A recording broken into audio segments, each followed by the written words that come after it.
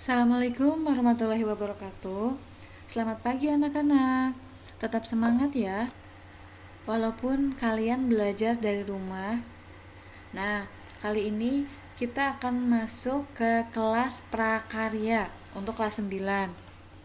Prakarya itu mata pelajaran baru di SMP yang kalian pelajari sudah mulai dari kelas 7, 8, dan 9. Bedanya apa sih Bu? Prakarya kelas 7, 8, dan 9? Mari kita simak bersama-sama. Prakarya di kelas 9 terdiri dari 4 bab, yaitu yang pertama adalah kerajinan bahan keras, lalu yang kedua prinsip kelistrikan dan sistem instalasi, lalu bab yang ketiga budidaya ikan konsumsi, lalu yang keempat adalah pengolahan hasil peternakan dan perikanan. Pada dasarnya, prakarya memang terdiri dari 4 bab, yaitu kerajinan, rekayasa, budidaya, dan pengolahan. Maka dari itu, mulai kalian kelas 7, kerajinan ada, lalu rekayasa itu ada, budidaya ada, dan pengolahan pun ada. Hanya saja detailnya disesuaikan dengan tingkatannya sendiri-sendiri. Nah, di pertemuan kali ini kita akan membahas bab yang pertama, yaitu kerajinan bahan keras. Itu pun tidak akan kita bahas secara keseluruhan. Bab 1 ini kita akan bagi menjadi 2 atau 3 pertemuan. Jadi kita masuk aja ke bab 1, kerajinan bahan keras. Nah, prinsip kerajinan bahan keras. Prinsip kerajinan bahan keras terdiri dari 3 macam, yaitu yang pertama adalah keunikan bahan keras, yang kedua keragaman dalam muatan nilai dalam produk kerajinan, lalu yang ketiga aspek rancangan dalam produk kerajinan. Nah, itu adalah prinsip-prinsipnya.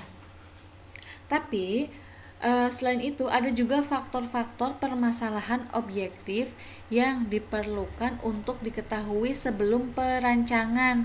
Jadi sebelum kita merancang kerajinannya, ada beberapa faktor yang harus kita perhatikan. Totalnya ada 6 faktor. Yang pertama ada faktor teknis.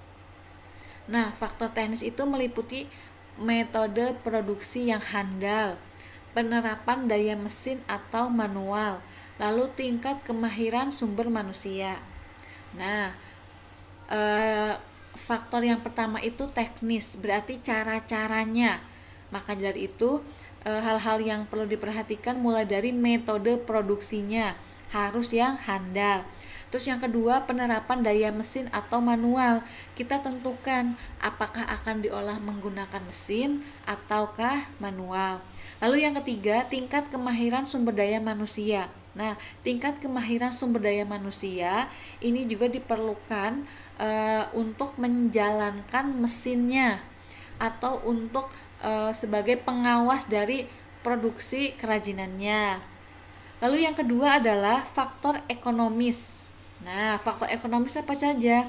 Yang pertama, pemasaran yang tahan persaingan. Jadi harus direncanakan bahwa pemasarannya itu akan bisa bersaing. Yang kedua, sistem pemasokan atau distribusi. Yang ketiga, kebijakan penciptaan atau hak cipta. Yang keempat, nilai jual dan keberadaan suku cadang. Lalu yang terakhir adalah selera masyarakat terhadap produk tersebut. Nah, selera masyarakat juga termasuk salah satu faktor ekonomis yang harus diperhatikan dalam perancangan. Lanjut ke faktor yang ketiga. Faktor yang ketiga adalah faktor ergonomis. Faktor ergonomis apa saja? Yang pertama adalah kenyamanan. Lalu yang kedua keamanan. Dan yang ketiga kesesuaian. Dan yang keempat adalah kepraktisan. Nah, jadi ketika kita merancang kerajinan harus nyaman. Nyaman ketika digunakan, harus aman ketika digunakan juga, Lalu harus sesuai, kesesuaian, harus sesuai juga ini kerajinan untuk apa. Dan yang terakhir harus praktis. Jangan kerajinan itu yang sangat ribet, nyusahin. Jangan. Jadi kerajinan itu harus ada faktor ergonomis, diantaranya kepraktisan. Selanjutnya faktor yang keempat adalah faktor sains dan teknologi. Nah, meliputi apa saja? Yang pertama adalah terdapat unsur kebaruan atau temuan baru, atau bisa disebut dengan inovasi atau modifikasi. Jadi pada saat kita merancang itu harus difikirkan bedanya apa ya kerajinan kita dengan orang, apa sih inovasi kerajinan kita dengan milik orang lain, seperti itu. Selanjutnya, selalu mengikuti perkembangan pengetahuan dan teknologi. Iya, setiap kita merancang sesuatu itu harus mengikuti zaman, karena zaman itu ilmu pengetahuan dan teknologinya semakin lama semakin meningkat pesat. Lalu kita akan masuk ke faktor yang kelima. Faktor yang kelima itu apa? Faktor estetika. Estetik, iya, apa-apa saja yang termasuk ke dalam faktor estetika. Yang pertama adalah menampilkan bentuk keindahan. Estetika itu berarti sesuatu yang indah, yang bagus, yang enak dipandang. Lalu yang kedua, menjadi daya pikat.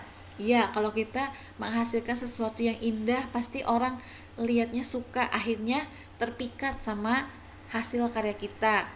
Lalu yang ketiga, penggarapan yang rinci.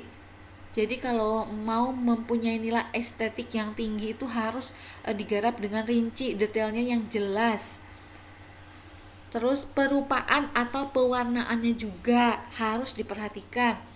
Dan kesan atau gugahan yang ditampilkan serta terjadi keserasian.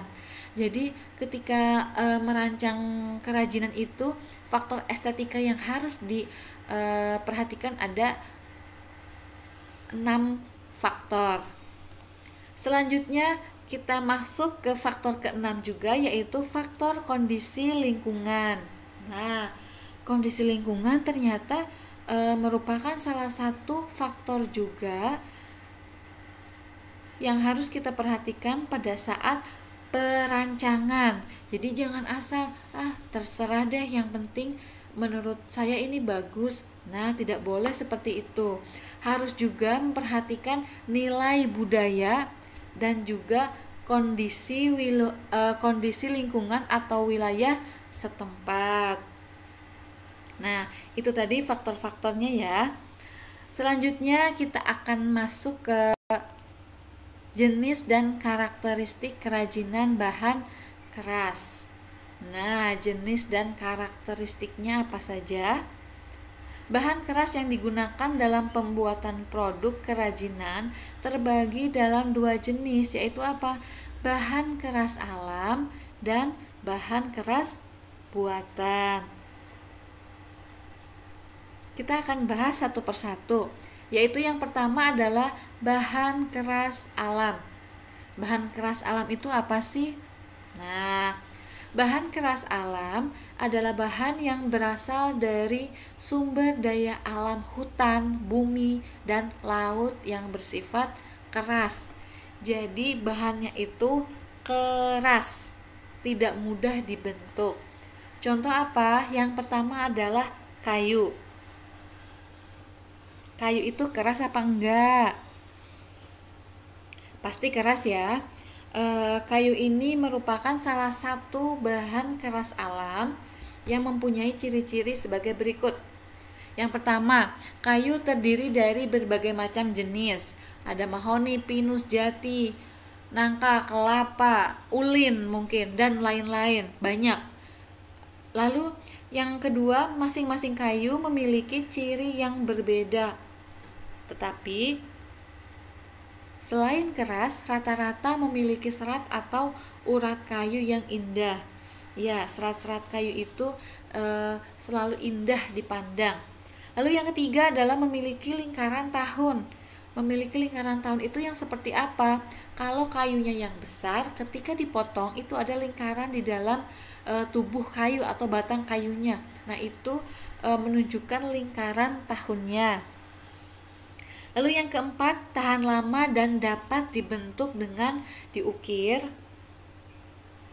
Selanjutnya, ada yang memiliki beban ringan seperti lame dan albasia, ada pula yang berat seperti jati. Lalu yang terakhir, ciri-ciri kayu sebagian dapat memuai karena perubahan suhu. Tidak demikian untuk kayu jati. Emang ada ya Bu, kayu yang memuai? Ada, biasanya kalau misalkan pas cuaca lagi hujan terus. Kalau kayu yang bukan jati, itu biasanya bisa memuai, membesar jadinya. Lalu contoh yang kedua adalah bambu. Nah, ciri-cirinya banyak juga. Yang pertama, batangnya kuat, namun akan terjadi pelapukan jika terkena air terus-menerus. Kalian tahu kan bambu? Batangnya memang kuat, tapi kalau terkena air terus nanti akan dia melapuk, melemah lalu hancur.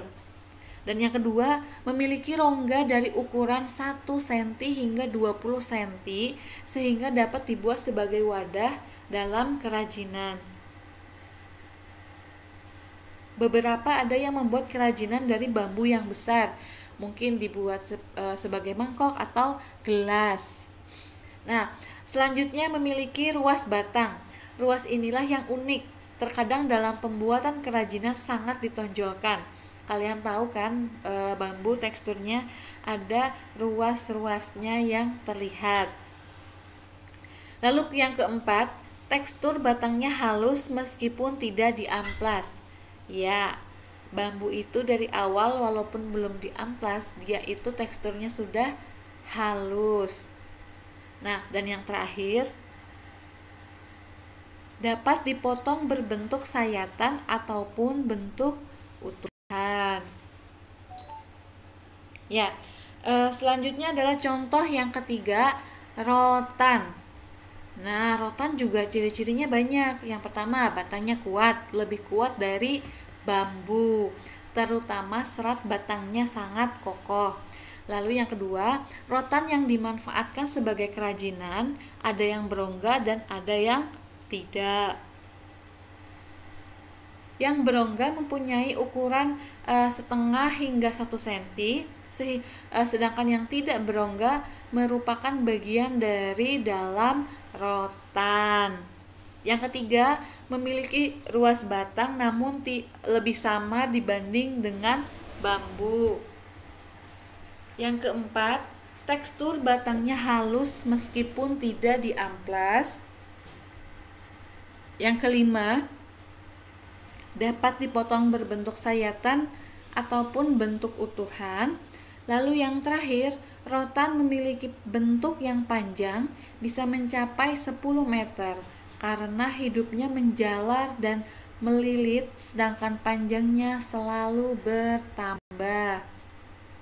Ya, itu merupakan contoh-contoh bahan keras alam. Selanjutnya kita akan masuk ke materi bahan keras buatan. Nah, kira-kira kalau buatan apa saja ya? Yang penting kalian harus tahu dulu pengertiannya. Bahan keras buatan adalah sesuatu yang diolah manusia dari beberapa bahan dan bersifat keras. Contoh yang pertama adalah kaca. Kalian sering lihat dong kerajinan dari kaca yang sudah diolah sedemikian rupa, seindah-indahnya. Tapi ada juga beberapa karakteristik kaca yang harus kalian ketahui, yaitu yang pertama, kaca wujudnya transparan dan bening. Lalu yang kedua, ketebalannya bervariasi antara 1 mm sampai 2 cm, tergantung pada kebutuhan. Lalu yang ketiga, permukaannya licin dan kilap. Jika dilukis harus menggunakan cat khusus yang dapat menempel pada permukaan kaca. Lalu yang keempat, kaca dapat dilebur dan dibentuk dalam kondisi panas. Ini karakteristik dari kaca ya. Lalu selanjutnya, yang kedua adalah logam. Nah, logam. Kalau kata-kata logam mungkin yang diingatnya adalah logam mulia. Ya, memang logam mulia itu juga bahan dasarnya adalah logam. Logam terdiri dari berbagai warna. Ada yang perak, ada yang emas, ada yang kemerahan, kecoklatan, dan juga berwarna perak keabu-abuan. Nah, pada dasarnya memang logam itu terdiri dari berbagai warna. Lalu yang kedua, bentuknya ada yang tebal dan berat, ada pula yang pipih dan tipis, lagi ringan. Lalu yang ketiga, logam mudah terkorosi oleh udara, maka kadang dilapisi dengan krom atau lapisan emas murni. Dan yang terakhir, ada pula yang melapisinya dengan cat. Oleh sebab itu, perawatan pada produk kerajinan logam cukup membutuhkan perhatian agar tidak pudar. Jadi, kalau misalkan kita seenaknya aja makainya, itu bisa cepat pudar, akhirnya menghitam. Nah, itu materi kita pada pertemuan yang pertama. Terima kasih ya telah menonton video ini. Semoga bermanfaat. Next, pasti Ibu akan memberikan tugas yang berhubungan dengan video ini. Jadi perhatikan baik-baik. Oke. Sekian untuk pertemuan kali ini. Stay safe, tetap di rumah aja, tetap semangat belajar di mana saja. Sama-sama kita berdoa semoga pandemi ini segera berakhir sehingga kita bisa bertemu lagi di kelas dengan proses kegiatan belajar mengajar tatap muka di sekolah. Ibu akhiri, wassalamualaikum warahmatullahi wabarakatuh.